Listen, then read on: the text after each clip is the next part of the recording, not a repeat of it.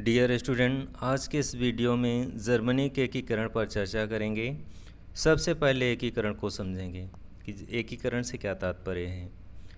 जैसे भारत में आज़ादी के पहले अलग अलग शासकों का शासन था, कुछ स्थानों पर विदेशी शासकों का शासन था, अर्थात अंग्रेज़ों का शासन था। कोई एक जैसा कानून व्यवस्था नहीं था। यहाँ पे हर राज्य में अलग अलग कानून, अलग अलग शासन व्यवस्था था, अलग अलग न्याय व्यवस्था थी। पूरे भारत में एक कानून नहीं था। स्वतंत्रता के पश्चात भारत के सभी राज्यों का एकीकरण कर दिया गया, अर्थात पूरे भारत को राज्यों को मिला करके एक राष्ट्र के रूप को प्रदान किया गया।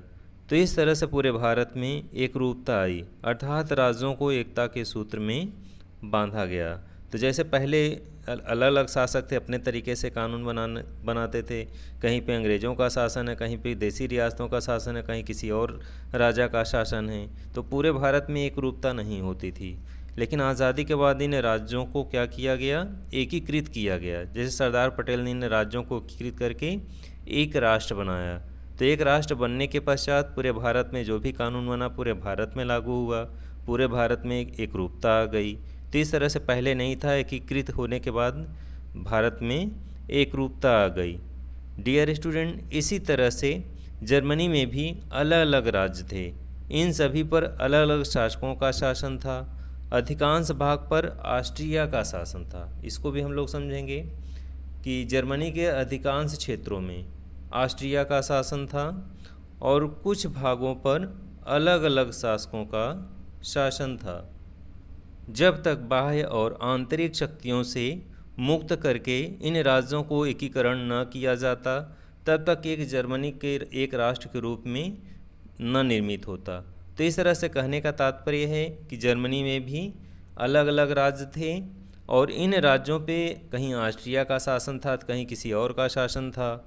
इन राज्यों को मिला करके एक राष्ट्र के रूप में बनाना था, क्योंकि एक रूपता तभी आती, एकीकृत तभी होता जब इन शक्तियों को बाहर करके, स्वतंत्र करके पूरे राज्यों को मिला करके एक जर्मनी राष्ट्र के रूप में बनाया जाता। क्योंकि कोई कानून तभी लागू होगा जब एक शासन होगा, एक न्याय व्यवस्था होगी, तब एक रूपता आएगी। जब कहीं पे विदेशी शासन है, कहीं पे आंतरिक शासन है किसी अन्य शासक का, तो एक रूपता नहीं हो सकती। तो इस तरह से कहने का तात्पर्य है कि जर्मनी के एकीकरण से तात्पर्य कि इन सभी राज्यों को मिला करके उसे एक एकीकृत राष्ट्र के रूप में बनाना था। इसी को जर्मनी का एकीकरण कहते हैं। डियर स्टूडेंट, अब हम लोग समझेंगे कि जर्मनी के एकीकरण से पूर्व की स्थिति क्या थी। जिस समय यूरोप में राष्ट्रवाद फैल रहा था, उसी समय जर्मनी में भी राष्ट्रवाद फैल रहा था। नेपोलियन के हार के बाद वियना कांग्रेस के निर्माताओं ने जर्मनी के 39 राज्यों में विभक्त कर दिया था। अर्थात जर्मनी के एकीकरण के पूर्व जर्मनी में छोटे बड़े 39 राज्य थे। जर्मनी राज्यों का परिसंघ बनाया गया। यह एक दुर्बल संगठन था। इसके पास सैन्य बल न होने से इसकी राष्ट्रीय आकांक्षा पूर्ण नहीं हो सकी। तो इस तरह से जर्मनी के एकीकरण की प्रक्रिया के पहले जर्मनी का क्या स्वरूप था।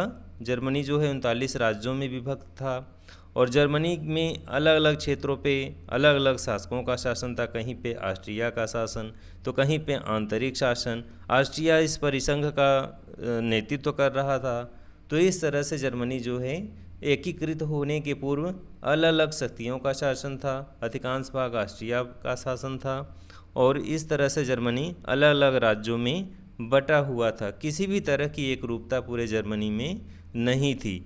इसी को एकीकरण करना था, यानी इन राज्यों को मिलाकर के एक जर्मनी का निर्माण करना था। और ऐसा तभी संभव होता जब जर्मनी का एकीकरण हो जाता या जर्मनी का एकीकरण किया जा सकता था, तभी यह संभव था एक रूपता। डियर स्टूडेंट, प्रशा द्वारा जर्मनी के एकीकरण के प्रयास के संदर्भ में यहाँ पे हम चर्चा करेंगे। प्रशा एक राज्य था। जर्मनी के एकीकरण के पूर्व मानचित्र में भी जैसा दिख रहा है, प्रशा जो है एक राज्य था जर्मनी का। तो प्रशा के नेतृत्व में जो है एकीकरण किया जाना था। तो इस समय प्रशा का शासक विलियम प्रथम था। प्रशा का शासक विलियम प्रथम था। ब्लू भाग में मानचित्र में भी आपने देख रहे हैं किस तरह से कि अलग अलग कलर में बने हुए हैं। तो इस तरह से प्रशा पे किसका शासन था? विलियम प्रथम का। तथा उसका चांसलर प्रधानमंत्री बिस्मार्क था। मानचित्र के जस्ट बगल में बिस्मार्क की भी चित्र लगी हुई है। तो ये बिस्मार्क है और एकीकरण में इसका विशिष्ट योगदान था। बिस्मार्क रक्त और लौह की नीति का समर्थक था। इसका क्या तात्पर्य है? रक्त और लौह की नीति का तो तात्पर्य यह है कि यह जो है युद्ध और तलवार पर विश्वास करता था। इसके नीति में कहीं भी विचारों वाला व्यक्ति नहीं था, केवल ये युद्ध और रक्तपात या कह सकते हैं कि युद्ध और तलवार में विश्वास करता था और इसी का समर्थक था। यह 1862 में जर्मनी का चांसलर बना। चांसलर मीन्स प्रधानमंत्री। जर्मनी के एकीकरण में इसका विशिष्ट योगदान था। 1861 में विलियम प्रथम प्रशा का शासक बना था। उसने बिस्मार्क के माध्यम से जर्मनी के एकीकरण हेतु विशिष्ट प्रयास किए, या कह सकते हैं कि इसी के माध्यम से जर्मनी के एकीकरण का कार्य संपन्न कराया। इतिहास में बिस्मार्क का विशिष्ट योगदान हमेशा रहेगा, याद रखा जाएगा इसके कार्यों का, क्योंकि एकीकरण में इसका बहुत ही महत्वपूर्ण योगदान था।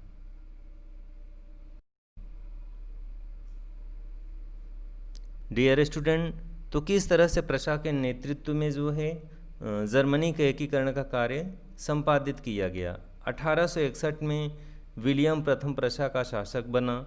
उसने जर्मनी के एकीकरण हेतु कई प्रयास किए। जैसे विलियम प्रथम ने जर्मनी को सैन्य संगठन की दृष्टि से शक्ति संपन्न बनाया। यानी कहने का मतलब है कि अगर ये एकीकरण तभी संभव था जब वो सैन्य शक्ति की दृष्टि से क्या होता? मजबूत होता, शक्तिशाली होता। और ऐसा तभी संभव था कि जब विशाल शक्तिशाली सेना उसके पास होती। तो इस तरह से उसने पहला कार्य क्या किया? सैन्य संगठन को मजबूत बनाया। सेकंड लेवल पे सम्राट ने 1862 ईस्वी में 20 मार्च को जर्मनी का चांसलर बना। तो इसके जैसे ही विलियम प्रथम शासक बना, उसके बाद उसने अपने सहयोग के रूप में कह सकते हैं कि उसने जो है सम्राट ने जो है अपने सहयोग के रूप में किसको नियुक्त किया, या प्रधानमंत्री के रूप में किसको नियुक्त किया? बिस्मार्क को नियुक्त किया। बिस्मार्क चांसलर बन जाने के पश्चात जो है उसने अनेक कार्य किया। उसने निरंकुश शासन की स्थापना की और एकीकरण का कार्य प्रारंभ कर दिया।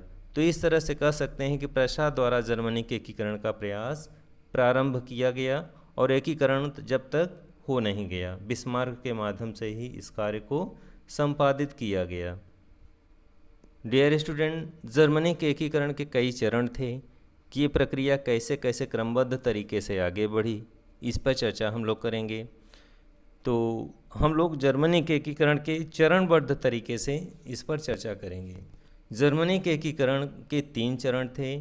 तीनों चरणों में 3 युद्धों के माध्यम से जर्मनी के राज्यों का, या जर्मनी के जो राज्य थे एकीकृत के पहले, उन्हीं को जो है मिला करके एक एकीकृत राष्ट्र के रूप में निर्मित किया गया या बनाया गया। तो सबसे पहले हम लोग चर्चा करेंगे प्रथम चरण कि जर्मनी के एकीकरण के प्रथम चरण कैसे प्रारंभ होता है, किस रूप में। तो प्रथम चरण में डेनमार्क से युद्ध 1864 ईस्वी से 1864 में युद्ध हुआ, जिसमें प्रशा और ऑस्ट्रिया दोनों मिलकर के डेनमार्क से युद्ध किए थे। तो इस तरह से डेनमार्क युद्ध में ऑस्ट्रिया प्रशा का युद्ध हुआ। ऑस्ट्रिया दुश्मन देश था क्योंकि ऑस्ट्रिया का जर्मनी के अधिकार क्षेत्रों पर शासन था, किंतु यहाँ बिस्मार्क कूटनीति का परिचय देते हुए ऑस्ट्रिया को अपने साथ मिला करके डेनमार्क से युद्ध किया। डेनमार्क पराजित हुआ और उसके आधिपत्य से स्लेस्विग हालस्टीन लाइनबर्ग राज्य प्रशा और ऑस्ट्रिया के आधिपत्य में आ गए। स्लेस्विग प्रशा के हाथ में आ गया और हालस्टीन को प्रशा ने ऑस्ट्रिया को दे दिया, और लाइनबर्ग का प्रदेश प्रशा ने ऑस्ट्रिया को मूल्य देकर खरीद लिया। इस तरह जर्मनी के एकीकरण का प्रथम चरण का कार्य समाप्त होता है। द्वितीय चरण में हम लोग अध्ययन करेंगे कि द्वितीय चरण में क्या होता है। 1866 में ऑस्ट्रिया और प्रशा का युद्ध हुआ। इस युद्ध में इटली प्रशा के सहयोग कर रहा था। इस युद्ध में ऑस्ट्रिया पराजित हुआ एवं उसके पश्चात प्राग की संधि हुई, जिसकी शर्तें निम्न थी। तो कहने का तात्पर्य है द्वितीय चरण में जो है, पहले चरण में तो ऑस्ट्रिया का सहयोग लिया, लेकिन सेकंड चरण में क्या होता है, ऑस्ट्रिया और प्रशा का ही युद्ध हो जाता है। कब होता है, 1866 ईस्वी में। फिर इस युद्ध के पश्चात एक संधि होती है जिसका नाम दिया गया प्राग संधि। इस संधि की शर्तें कुछ थीं, जैसे फर्स्ट, ऑस्ट्रिया के नेतृत्व में जर्मन संघ बना था। यानी कहने का मतलब है कि शुरू में जब जर्मन संघ का नेतृत्व कौन कर रहा था, ऑस्ट्रिया कर रहा था, चूँकि यहाँ पे उसका शासन था। उस संघ को समाप्त कर दिया गया इस युद्ध के पश्चात। किस संधि के माध्यम से, प्राग संधि के माध्यम से। इसके पश्चात जो है उसकी शक्ति धीरे धीरे समाप्त होने लगी। ऑस्ट्रिया का जर्मनी के अधिकांश क्षेत्रों पर धीरे धीरे आधिपत्य समाप्त होने लगा। सेकंड लेवल पे ध्यान देंगे, हालस्टीन का क्षेत्र प्रशा को दे दिया गया। यानी इस प्राग संधि के पश्चात जो है क्या किया गया, हालस्टीन का क्षेत्र जो है किसे दे दिया गया, प्रशा को दे दिया गया, और ऑस्ट्रिया को युद्ध में क्या हर्जाना देना पड़ा। तो इस तरह से इस युद्ध के पश्चात ऑस्ट्रिया और जर्मनी के क्षेत्रों पर, अधिकांश क्षेत्रों पर जर्मनी जो ऑस्ट्रिया के क्षेत्र थे वे किसके पास आ गए, प्रशा के पास। तृतीय चरण के अंतर्गत हम लोग देखेंगे फ्रांस प्रशा युद्ध होता है 1870 ईस्वी में। जर्मनी के एकीकरण में फ्रांस सबसे बड़ा बाधा था। तो फ्रांस जो था क्या था एकीकरण में, उसके मार्ग में जर्मनी के सबसे बड़ा बाधक के रूप में कार्य कर रहा था। एक प्रकार से फ्रांस और जर्मनी के मध्य लगभग 13 महीने तक चलने वाले युद्ध के पश्चात फ्रांस की पराजय हुई और प्रशा के नेतृत्व में जर्मनी का एकीकरण का कार्य संपन्न हुआ। तो इस तरह से कह सकते हैं कि तृतीय चरण में क्या होता है, फ्रांस और प्रशा का युद्ध होता है। मेरे स्टूडेंट, जर्मनी के एकीकरण के विषय वस्तु को यहीं समाप्त करते हैं। अब यहाँ हम लोग संक्षेप में समझेंगे कि जर्मनी के एकीकरण के पूर्व क्या स्थिति थी, उसके पश्चात क्या हुआ। तो जर्मनी के एकीकृत होने के पूर्व राष्ट्रवादी भावना पनप रही थी। जर्मनी में 39 राज्य थे, जिस पर जो है कह सकते हैं कि अलग अलग शक्तियों का शासन था। कुछ वहाँ के शासक थे और कुछ बाहर के थे। बाहर में जैसे ऑस्ट्रिया का शासन था। तो इस तरह से बोर्ड परीक्षा में क्वेश्चन आता है अलग अलग रूपों में इस टॉपिक से पूरे, कि जर्मनी के एकीकरण कैसे हुआ। या फिर कभी कभी बोर्ड एग्जाम में इस तरह से भी क्वेश्चन आते हैं कि जर्मनी के एकीकरण में बिस्मार्क की क्या भूमिका थी, बिस्मार्क की क्या भूमिका थी, या जर्मनी के एकीकरण कितने चरणों में हुआ, इसका उल्लेख कीजिए। तो इस तरह से कई रूपों में बोर्ड एग्जाम में क्वेश्चन आते हैं। ये जर्मनी के एकीकरण से तात्पर्य क्या है, इसको भी संक्षेप में हम लोग समझेंगे। यानी सभी राज्य अलग अलग थे, सब शासक मनमानी तरीके से कानून बनाते थे, अपने तरीके से शासन कर रहे थे। कोई एक रूपता नहीं थी पूरे जर्मनी में। कोई बाह्य शक्ति अपने कब्जे में किया हुआ है कुछ राज्यों को, तो कुछ राज्यों को आंतरिक शासकों के अधिकार क्षेत्र में रहा। यानी पूरे जर्मनी में एक रूपता नहीं थी। तो जैसे क्वेश्चन आता है कि जर्मनी के एकीकरण से क्या तात्पर्य है, तो इसको आप विस्तार से लिखेंगे कि किस तरह से जर्मनी अलग अलग राज्यों में बटा हुआ था। कोई एक निश्चित कानून नहीं था, कोई एक निश्चित कानून न्याय व्यवस्था नहीं थी, कोई एक निश्चित दंड व्यवस्था नहीं थी। लेकिन इन राज्यों का क्या किया गया, एक किया गया। विलय का मतलब होता है, या एकीकरण का मतलब होता है राज्यों को मिला करके एक बनाना। जैसे आज़ादी के पहले भारत अलग अलग शासकों का शासक था, कहीं अंग्रेज शासन कर रहे थे, कहीं भारतीय राजा शासन कर रहे थे। कोई देश में एक रूपता नहीं थी कि पूरे देश में कोई कानून लागू होता तो एक साथ लागू होता। तो इस तरह की व्यवस्था जैसे भारत में नहीं थी, वैसे जर्मनी में भी सभी राज्य अलग अलग थे और वहाँ पे कहीं विदेशी शक्तियों का अधिकार है तो कहीं जर्मनी के कुछ राज्यों पर जर्मनी के शासकों का अधिकार है। कोई एक रूपता नहीं थी। तो इसी को मिला करके एक राष्ट्र बनाया गया और बिस्मार्क ने इसका एक राष्ट्र बनाने में अपना विशिष्ट योगदान दिया। तो इस प्रश्न को इस रूप में लिखेंगे कि जर्मनी के एकीकरण में बिस्मार्क की क्या भूमिका है या कैसे किया गया। तो पूरा विस्तार से इस वीडियो में आपके तथ्यात्मक चीज़ों से भरा हुआ ये है। इसको दोनों को मिक्स करके लिखेंगे कि इस तरह से जर्मनी को मिलाकर के एक राष्ट्र बनाया गया, इसी को जर्मनी का एकीकरण कहते हैं। और बिस्मार्क ने कैसे अपना योगदान दिया। तो बिस्मार्क जो था जर्मनी का क्या था, चांसलर या प्रधानमंत्री, और इसने अपने जो है युद्ध और तलवार के बल पर जर्मनी के राज्यों को मिला करके क्या किया, जर्मनी का एकीकरण किया। बहुत सरल शब्दों में समझ सकते हैं कि जब सभी राज्यों को मिलाकर के जो एक किया गया, इसी को एकीकरण कहते हैं। और योगदान किसका था, बिस्मार्क का। बिस्मार्क के माध्यम से ही पूरे जर्मनी के एकीकरण का कार्य संपन्न किया गया। तो इस रूप में भी ऐसे प्रश्न आते हैं। बहुत संक्षेप में। कभी कभी शॉर्ट क्वेश्चन वेरी इंपॉर्टेंट है जो आता है, लौह रक्त नीति क्या है या किसका था, तो बिस्मार्क का था। यानी बिस्मार्क जो है युद्ध और तलवार में विश्वास करता था, वैचारिक रूप से वो मतलब विचारों में विश्वास नहीं करता था। तो इस तरह से उसने युद्ध के बल पर, तलवार के बल पर जर्मनी के एकीकरण का कार्य संपादित किया। तो बहुत सरल तरीके से इसको रटना नहीं है, केवल समझना है। 3-4 स्टेप में ये प्रश्न है। जर्मनी के एकीकरण से तात्पर्य क्या है, जर्मनी के एकीकरण की प्रक्रिया आगे कैसे बढ़ी, या फिर जर्मनी के एकीकरण में बिस्मार्क का क्या योगदान था, या जर्मनी के एकीकरण के चरण कितने थे, कितने चरणों में बांटा गया है। तो 3 चरण थे। तो इस तरह से ये प्रश्न यहीं पे, विषय वस्तु यहीं पे समाप्त होता है। बहुत सरल तरीके से इसमें आपको समझाया गया है।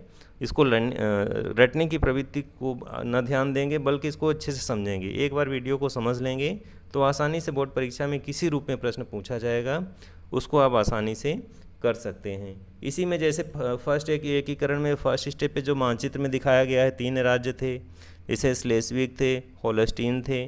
प्रथम वर्ग में इन दोनों राज्यों को मानचित्र में दिखाया गया है किस रूप में, कैसे इस पर अधिकार किया जाता है। तो इस तरह से आप इस वीडियो में सभी प्रश्नों को आराम से देख करके, समझ करके इस प्रश्न को बोर्ड एग्ज़ाम में जो है देने के लिए तैयार रहेंगे। धन्यवाद।